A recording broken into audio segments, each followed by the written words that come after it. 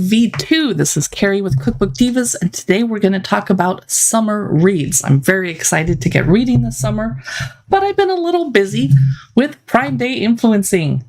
We are going to start off the stream talking about the equipment that I use while we wait for people to come into the stream. But I'm going to start off by going to amazon.com/live/cookbookdivas to welcome people to the stream. Welcome to Prime Day V2. Let's shop for books. Okay. A couple people yesterday asked about my backdrop because they thought I was sitting in my kitchen. Fooled you. I wasn't trying to fool anybody, but this is actually vinyl. It's a backdrop, and it's $11.99 on Amazon today, and it's a modern kitchen, and it makes up for the fact that I have a boring gray wall behind me. I'm chatting with you on my Logitech for Creators podcasting microphone. It's a Blue Yeti. It's 38% off today on Amazon, and I've had mine about, so many years, 6-7 years. And I've dropped it 3 times and it's still working. Yay! Next, I wanted to show you my cute cell phone holder. Isn't that cool? It's just this little metal thing and it keeps my phone propped upright. It actually leaves room down here for me to charge it should I need to do that, which at the end of a long day of live streaming, I might need to. It's by Lamicall. It's a Prime Day deal, $7.98. You're saving $1 on it today. It's just this nice little metal holder. And I need to have my phone right here because on Amazon, they make us use a creator app on our iPhones to use the carousel. Next, I have a ring light that we'll talk about later, but I also have 2 side lights to just make sure you can see the products and my face. It's a Prime Day deal, $66.98 today for the eMart umbrella setup. And the newer ring light is not on sale today, but that's what I'm using in case you want to know. It is the 18-inch. And I'm chatting with you on a Logitech Brio 4K webcam. Now, we don't use 4K here on Amazon, but over on YouTube we do. All right, we are here to talk about books. I'm going to get ready by sipping some iced tea. Whew. I'm in Seattle. It's 82 degrees today. Luckily, it's overcast, but that traps the heat in. But at least the sun isn't blaring into the window, and I don't have air conditioning. Yay!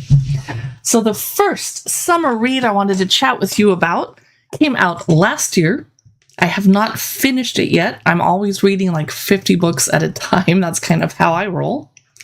It is Emma of 83rd Street, and it's a Jane Austen retelling set in modern times. Emma Woodhouse has lived 23 years in her tight-knit Upper East Side neighborhood in New York City. Little has distressed or vexed her. That is, until her budding matchmaking hobby results in her sister's marriage and subsequent move downtown. Now her sister's gone and all her friends are traveling abroad. Lucky them. Emma must start her final year of grad school, grappling with an entirely new emotion, boredom. Wouldn't it nice to be able to feel bored, you guys? Wow, that would be great. I don't know what that's like. I wanted to mention that this book is 40% off today, dropping it down to $11.44, or over on Kindle. I'm seeing 2 different results. Okay, Kindle is $13.99, paperback is $11.44. So the Kindle version is actually more expensive. Anyway. She meets Nadine, who's a wide-eyed Ohio transplant, sweet girl, heart of gold, and she has drugstore blonde highlights to match, and Emma sees a potential new friend, but also a new project, just like in the Jane Austen original. If only her overbearing neighbor George Knightley would get out of her way. So this was a fun and humorous read, and oops, I have a price sticker I need to remove from it. The author is Emily Harding and Audrey Bellezza, and I have read a couple Audrey Bellezza books about Italy, I think, if I remember correctly. So this is a fun, lighthearted pool read. Take it with you on vacation. We are going to talk about a couple nonfiction reads over this next hour when we're chatting about books. Feel free to drop me a note in the comments about what books you are reading lately today. I'm reading several of these. I do finish a book every day.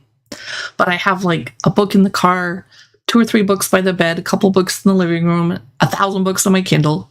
I read every day, but I kind of bounce around depending on what room I'm in, and I won't talk about what I'm reading in the bathroom because that's not polite. Anyway, This is the first book I wanted to talk about, Emma of 83rd Street, For the Love of Austen. I hope the author does more. Actually, let me look and see if they have. Emily Harding, because they might do a Pride and Prejudice retelling. Nope, nothing under Emily. Audrey Belleza, nope. Elizabeth of East Hampton, yes, she did. Okay, Elizabeth of, let me put this up on the screen. Let me share this. Oh, I'm excited. It's not in my carousel, but you can click and find it yourself, totally. I believe you can do that. Here we go. Present, share screen. Elizabeth of East Hampton. It's a retelling of Pride and Prejudice. It's set in Long Island with rich Manhattanites who party until dawn and disappear by September. And Lizzie wants to leave too, but she puts her dreams on hold to help save her family's failing bakery. Oh, I need to have this book too. And she meets Will Darcy. Of course she does. And there's a new hot bachelor in town, Charlie Pierce, which I think is supposed to be Charles Bingley, but whatever. So it's set in Long Island. There's a bakery. Lizzie and Darcy have a misunderstanding. Of course, that looks good. I'm going to stop sharing the screen though, because we don't have this book in the carousel. The next book I wanted to chat about is, here it is, Planes, Trains, and All the Feels. It's by Livy Hart. It is on sale today, 37% off for the paperback. The Kindle is $7.99. Cassidy Bliss is a choreographer who's the black sheep of her family, and I'm pretty sure several of us know that feeling. And if Alan was here right now to chat with us, he would be like, yep. She vowed she would do anything to get home in time to help with her sister's wedding and avoid family disappointment. Again, she just never expected anything would involve sharing the last rental car with the jerk who cut her off in line at the airport this morning. So this is kind of a take on Planes, Trains, and Automobiles, which is a movie I watch every Thanksgiving season, at least twice. Love it. Maybe it's not super intentional, but tongue-in-cheek. So she has to drive across the country with Luke to get home, and she's thinking, this must be a penance for some crime that I committed. And the second he opens his mouth, it's all she can do to not maim him with her carry-on. But somewhere between his surprisingly thoughtful snack sharing and his uncanny ability to see straight to the core of her feelings go unchecked. Suddenly, their crackling chemistry is just one more thing they have to navigate, and it couldn't come at a worse time. So, it's a enemies to lovers romance set on a high-stakes wedding. Wedding is like when family drama is going to happen. It is a fun read you don't have to think very hard about. I definitely recommend this for an airplane or pool read. You're not going to be bored. It's really cute. And it is on sale today, 37% off. The next book I wanted to chat about is A Lady's Guide to Selling Out. Another floofy summer read. Yay! Now, I didn't try to just pick pink books to talk about because they match my dress. I'm serious. I wasn't trying to do that. So this one is from Mariner Books. It's by Sally Franson. It's 20% off today. So Casey Pendergast is 28 years old, and she's not where she thought she would be. That happens to a lot of people, right? So she's killing it at her high-paying advertising job. Well, that would be nice. But when she thinks about the idealistic English major she used to be, and it's hard for English majors to get jobs, so be glad you have a job in an advertising agency. Anyway, that was an aside. She can't help the nagging feeling that perhaps her best friend Susan is right. Casey is a sellout who's traded her dreams for a high-rise condominium, an expense account, and designer handbags. I don't see anything wrong with that at this point in time, but I get where they're going with this plot. Okay.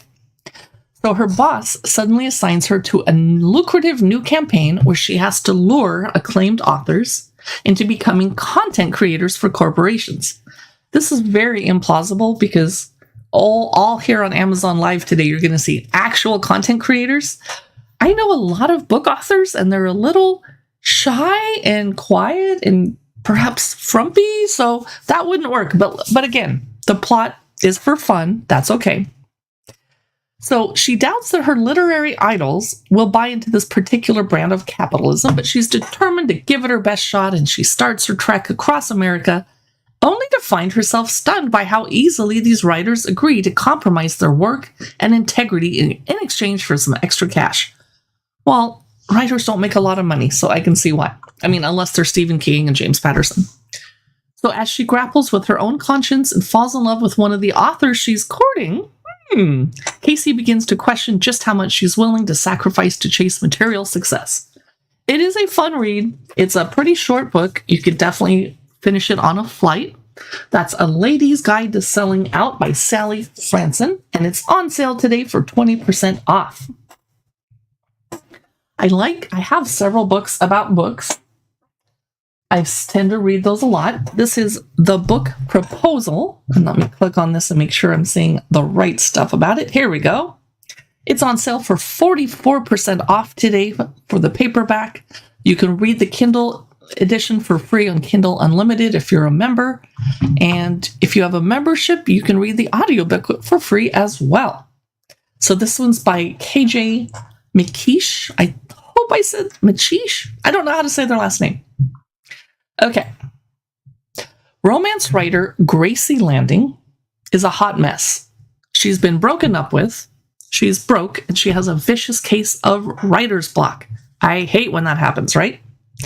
She can hardly be blamed for drinking one or a few too many cocktails when out with her besties in an attempt to cheer herself up. Sometime in the foggy wee hours, she recklessly emails her unrequited high school crush, Colin. Don't email people when you've been drinking. That is a terrible idea. Don't do it. So Colin is now a successful attorney, and he's harboring regrets of his own. When she receives an intriguingly friendly, not to say flirty, response, her acute embarrassment is overcome only by her fervent curiosity. I would be curious too. Ooh, high school crush, suddenly now a successful attorney? What's going on? Are you married? What would a hottie like Colin be like as a grown-up? She wants to find out. The two forge an unlikely friendship that's unmistakably headed for more. Yeah! Colin has tales of his own woeful breakup. And these tales become fodder for Gracie's fertile imagination, and her current work-in-progress book takes off. Uh-oh. With the deadline looming and her checking account dwindling, she has no idea that borrowing Colin's story could wreak havoc on her life. Yes, not a good idea. This is not an enemies to lovers book. It's the opposite. It's a friends to, possibly enemies because of her choices that she made. It's definitely humorous, but you can cringe a few times while you're reading it. It's The Book Proposal. It came out May 16, 2023. It's on sale today for 44% off. We're going to talk about a little bit of darker books today, too, just in case your interests run to that and not the floofy stuff. But I stupidly put these backwards in the carousel, so I'm going to skip over the Fury. Okay, nonfiction reads. This is The Situation Room, and it's not political. It's more like a history book. George Stephanopoulos, the journalist and on-air TV personality, has written this carefully researched. Oh my gosh, she had help from Lisa Dickey. It's the inside story of presidents in crisis. So what happens when there's a giant crisis in the world and the president has to get information quickly? He goes down with his advisors into this boring conference room deep in the heart of the White House called the Situation Room. And not every president likes to go down there and use it. I think Ford only went down once from what I was reading today, and it was the night of the fall of Saigon. So the Situation Room hardcover is 38% off today here on Amazon. So the chapters, I don't want to lose my place. I'm on page 85. I hope I remember. Okay. Without getting political, there's no polarization or talking crap about either political side.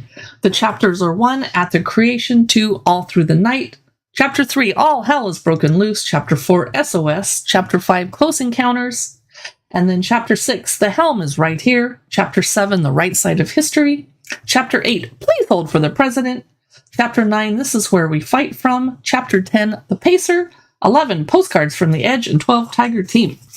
This goes through all the situations, including what happened in the Situation Room the day that JFK was shot, what happened during the Bay of Pigs, Presidents Ford, Clinton, Obama, Reagan, Carter. Everybody is covered in this. After this Situation Room was created in the 1960s, you'll learn a lot about the tech and the way it evolved. They used to use pneumatic tubes to get messages from the White House across the street to the OEC office. Wow, that doesn't happen anymore. That's not very secure. What happened when they finally got a fax machine? Did you know that we all, as Americans, visualize the hotline as a red phone sitting on the Oval Office desk? No, it's actually like a computer that spits out paper, and it's down in the Situation Room, and you have to run down, grab the note, and run upstairs to hand it to the president. So it's a lot different than I thought.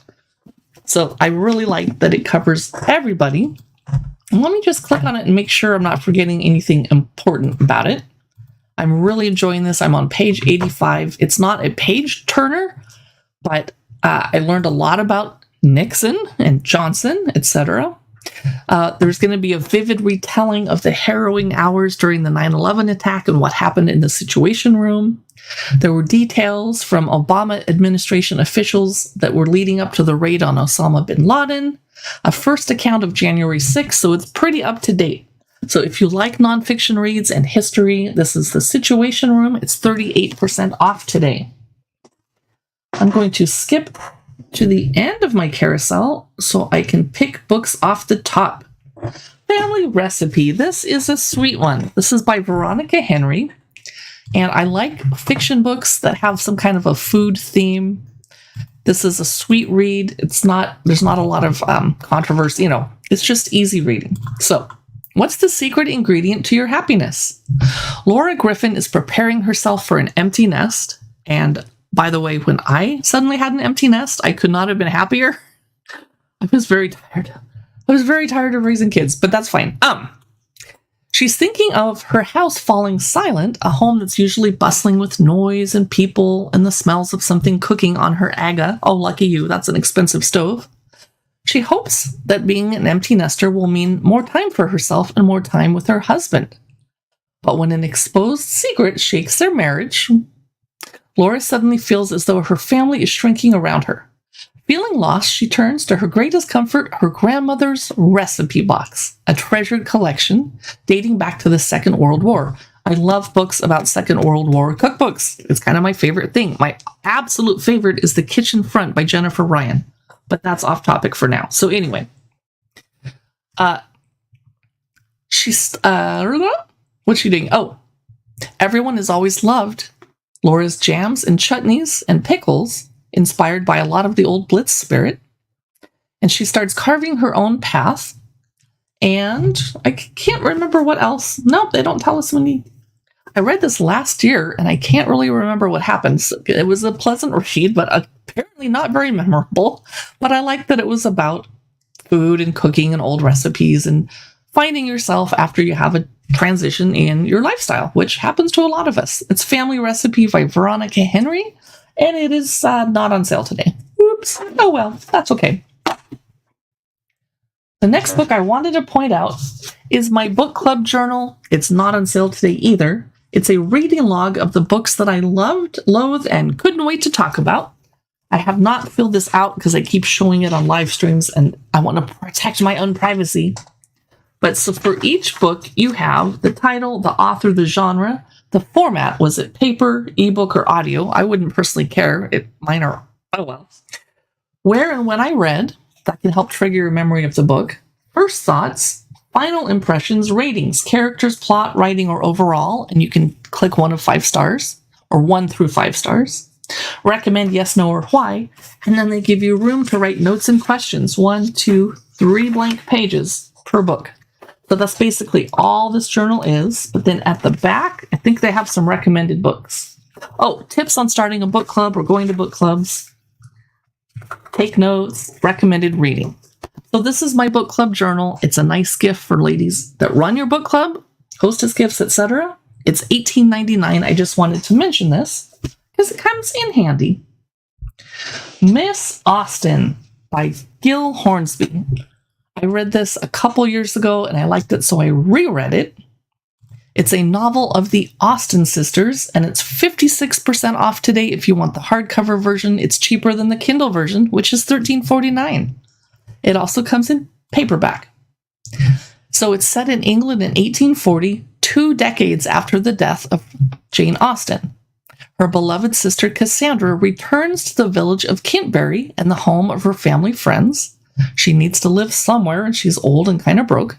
So this is a fictionalized version of what really happened to Cassandra Austen after Jane died. It is incredibly well written.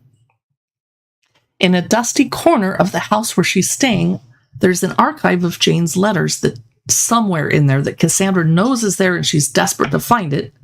But she can't just start rummaging through the whole house. That would be rude to her hostess. So the book takes a while to get into her finally finding the letters. And then we wonder, is Cassandra going to keep the letters and let people read them or throw them into the flames? In real life, she burned a lot of Jane's writings to protect her sister's privacy. But we really wish we could have read them. Oh well. So the book jumps back in time sometimes because Cassandra will share memories of her years with Jane. And they reimagine the lost letters after they get found. And I just really, really enjoyed reading this. It was a calm, thoughtful read, incredibly well written. But if you're not a super Jane Austen fan, this would be really boring. So I can't recommend it in that case. It's 56% off today on Amazon Prime Day. The next book I am not finished reading, but it's by Jennifer Ryan, who wrote The Kitchen Front, the book I love, love, love, love. So I was so excited that this came out. But surprisingly, at the same time, 3 different books came out about the same library that got bombed during the Blitz, and they took it downstairs into the tube stations where all the British people were hiding from the bombs. So 3 books came out at the same time. This is the one I bought because it's by Jennifer Ryan. The Underground Library. When the new deputy librarian, Juliet Lansdowne, finds that Bethnal Green Library isn't the bustling hub she's expecting, she becomes determined to breathe life back into it. But the men are in charge of the library, and they kind of distrust her. Then a second character is Katie Upwood. She's thrilled to be working at the library, but she's only going to be there till she heads off to university in the fall. The Blitz happens.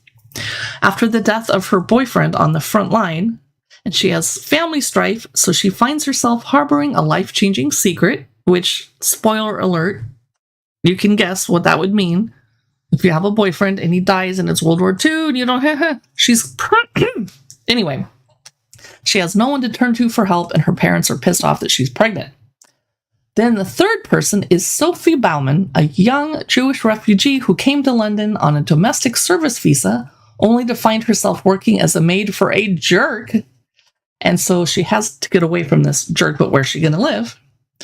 Well, she escapes to the library every chance she gets, but bombs destroy the library.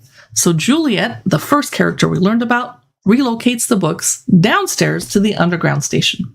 It's a really interesting read. I am halfway through, and it's I would read it and finish it if I had more time. It's not that it's not good enough to finish. I'm dying to read it. Oh, I'm more than halfway through. There's my bookmark. Yay! And there's the author, Jennifer Ryan. I'm really, really, really enjoying this. I definitely recommend it if you like World War II historical fiction. It is 25% off today on Amazon Live. And drop me a note in the comments and let me know what you're reading. I'd love to hear from you. And I better check my StreamYard and make sure nobody on YouTube is chatting. Okay, they're not. Yay! I mean, I wish they were. All right, this is my second day in a row of live streaming, I think. I need to do it more often because it's super fun. Okay, here's another nonfiction read that I picked up. It's How to Become Famous. Now, I do not want to become famous. I'm not that kind of influencer. But it's Lost Einsteins, Forgotten Superstars, and How the Beatles Came to Be. I don't want to be famous at all, but I thought this would be an interesting read. What did the Beatles, Star Wars, Bob Dylan, and Shakespeare have in common? They're all extraordinarily famous, but why? That's the question that Cass Sunstein answers in this book, and the answer is more interesting and surprising and counterintuitive than you would think. Consider the most famous music group in history. What would the world be like if the Beatles never existed? That was the question posed by the playful, thoughtful, provoking film Yesterday, which I did like. Let's take a look at the chapters. Iconic: sliding doors, shocks and surprises, magic, the elephant in the room. Part 2, icons: stolen, stolen be your apples, the force, the irresistible Stan Lee of comic fame, Bob Dylan and habituation, Houdini's greatest challenge, the cult of Ayn Rand, John, Paul, George, and Ringo. This is going to be very interesting. It's definitely not going to be a page turner, but I would say this would be a good bathroom book where you read a chapter every day, but let's not talk about the bathroom. This is How to Become Famous. It's 20% off today on Amazon Live. Let me know if you have any questions about it. The next book I wanted to chat about is another nonfiction read, When Women Ran Fifth Avenue. If you're interested in the history of department stores, which I am because I am a shopaholic, let's face it, I am. Glamour and Power at the Dawn of American Fashion by Julie Satow, author of The Plaza, another good nonfiction read for people who are interested in New York City, etc. This hardcover book is 38% off today on Amazon Prime Day. Good deal. I had to pay full price for it. I should have waited till Prime Day to shop. So we're going to learn about the 20th century American department store, a palace of consumption where every wish could be met under one roof. Afternoon tea, a stroll through the latest fashions, a wedding or funeral planned. It was a place where women, shopper and shop girl alike, could stake out a newfound independence. And I remember reading in a different book that there weren't even bathrooms in department stores for like the first 10 years of American department stores. And then they're like, oh, we should really put in a bathroom because most of our shoppers are women and they can't just go in the street like the men do. Oh, okay. Anyway, New York, Chicago, or Main Street, USA, men owned the buildings, but inside women ruled. So 3 women rose to the top. In the 1930s, we're going to learn about Hortense Odlum of Bonwit Teller. And I'd almost forgotten that store existed. We're going to learn about Dorothy Shaver of Lord & Taylor. And we used to have a Lord & Taylor in Seattle, I thought. Or am I thinking Frederick and Nelson? Maybe we never had a Lord & Taylor. Anyway, that was World War II. And then Geraldine Stutz of Henri Bendel. So we're going to learn a lot about those ladies. Let me look at the table of contents. And this has some photos. Now and then, they're all black and white, of course. Oh, part 1. Hortense goes shopping. Dorothy arrives home is chapter 2. Chapter 3, Dorothy discovers Art Deco. Ooh, I love Art Deco. Chapter 4, Hortense's first job. Chapter 5, President Hortense. Dorothy's American look. Fashion is spinach. Geraldine at Glamour magazine. Hortense has a rival, the real Rachel Menken. President Dorothy. Geraldine's Street of Shops. Dorothy branches out. President Geraldine. Adele's Mannequins. Hortense on her own. Geraldine meets her match. The Friday morning lineup. And Geraldine, department store owner. So this is not going to be of interest to people that don't care about American shopping department store history, but I do, and I'm very, very interested in reading this. It's 38% off today. Now we're getting into some darker reads. I better get some iced tea ready for this one. Woo. Okay. This is Beautyland, and it might be a little weird. And if you like dark and weird books, be sure to check out our other Amazon Live channel that my cousin runs, Dark Side of the Library. You can find it at darksideofthelibrary.com, and there's a podcast you can listen to if you like dark books. And there's our Amazon address scrolling below me right now, Dark Side of the Library. We might be live streaming over there today too. We'll find out. But this is Beautyland, and it is 34% off today on Amazon Live. Amazon Prime, part of Prime Day, but you have to be a Prime member to get the discount. So, at the moment when Voyager 1 is launched into space carrying its famous golden record, and Google that if you don't know what that means, you can see a picture of the golden record, a baby of unusual perception is born to a single mother in Philadelphia. Adina is tiny and jaundiced, but she reaches for warmth and light. As a child, she recognizes that she is different. She possesses knowledge of a faraway planet. What? Cool. So this is maybe a sci-fi book. The arrival of a fax machine enables her to contact her extraterrestrial relatives. I have not read this yet, by the way. Beings who have sent her to report on the oddities of Earthlings. So for years, as she moves through the world and makes a life for herself among humans, she dispatches transmissions on the terrors and surprising joys of their existence. Then, at a precarious moment, a beloved friend urges Adina to share her messages with the world. Is there a chance she's not alone? Wow! Okay, so this is weird. Possibly a little dark, possibly not as dark as I thought. It is definitely in the science fiction category. It's actually, Amazon has it categorized in humorous science fiction. I don't think there's anything funny about talking to your extraterrestrial relatives, but whatever, that's fine. So that's Beautyland, a novel, and I'm looking forward to this one a lot. Now, the next book I have not read. It's The Fury, but everyone on Book Talk, BookTube, and Bookstagram has been raving about this book. Everyone's been reading it, so I had to pick it up. It's 48% off today on Amazon Prime Day. I can't remember what this is about, so I have to check, but I haven't started reading it yet, and I need to. I think after Amazon Prime Day is over and I've been doing back-to-back live streams for 2 days, I think tomorrow I should get to take the afternoon off and just read with a glass of wine. Or two. This is a tale of murder, it says. Or maybe that's not quite true. At its heart, it's a love story, isn't it? So Lana Farrar is a reclusive ex-movie star, and she's one of the most famous women in the world. Think like Sandra Bullock, Julia Roberts, Lady Gaga, etc. Every year, she invites her closest friends to escape the English weather and spend Easter on her idyllic private Greek island. I wish I had a private Greek island, don't you? Oh my gosh, that would be nice. I tell you this because you may think you know this story. You probably read about it at the time. It caused a real stir in the tabloids, if you remember. It had all the necessary ingredients for a press sensation. A celebrity, a private island cut off by the wind, and a murder. Sounds like a summer beach read, actually. It sounds like one I read last year. It's reminding me of White Lotus a little bit, too. And are we getting season 3 of White Lotus? I really, really hope that we are. So, we found ourselves trapped there overnight. Our old friendships concealed hatred and a desire for revenge.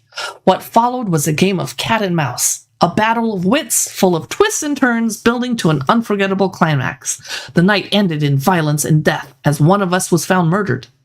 But who am I? My name is Elliot Chase, and I'm going to tell you a story unlike any you've ever heard. Okay. Wow. Okay. This is written in the first person. I'm very curious to start this. I can kind of see why everybody started freaking out and reading it on Book Talk and Bookstagram and BookTube. Okay. So that is my live stream about summer reads. I'm going to reset my office, come on back and chat about some Lego toys today. Some of them are on sale for Amazon Prime Day, some are not, but we're going to look at them anyway because I love Lego. Thank you so much for watching, and I'll see you in the next live stream.